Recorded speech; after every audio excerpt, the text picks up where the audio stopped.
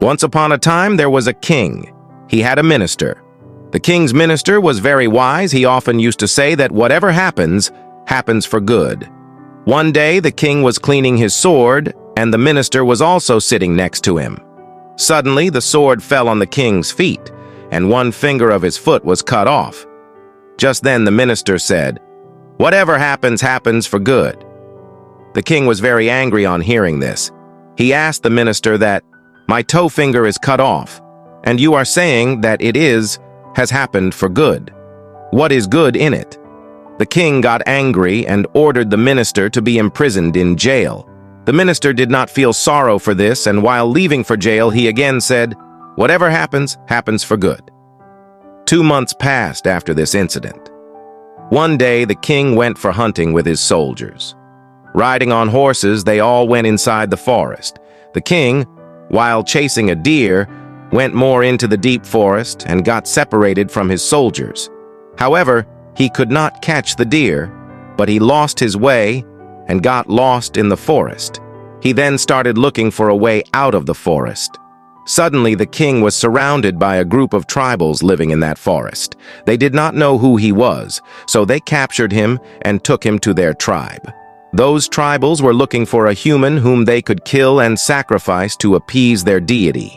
The king was pleading them to release him, but those tribals did not understand the language of the king. They started playing drums in happiness. They bathed the king, dressed him in new clothes, put a rosary of flowers around his neck, and made him ready to be sacrificed. Just when they were about to kill the king, the head of the tribe saw that one finger on the king's foot was missing.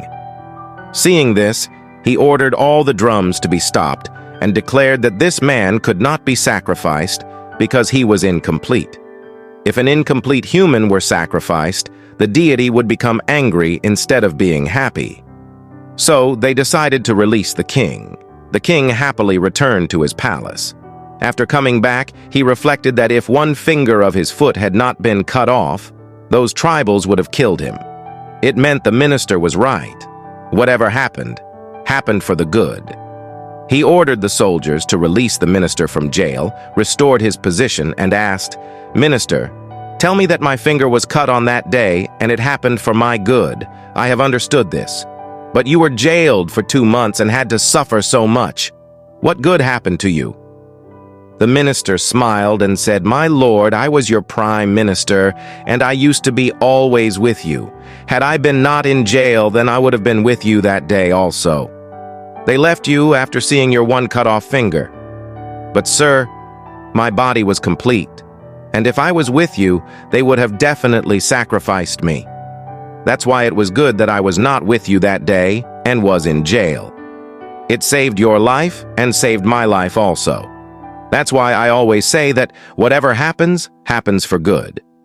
There are times in our life when we feel that something really bad is happening to us, or that something should not have happened. But after some time, if we look back, we feel that whatever happened at that time happened for good. In fact, we try to judge each event with our intelligence, but in reality, our intelligence is also limited.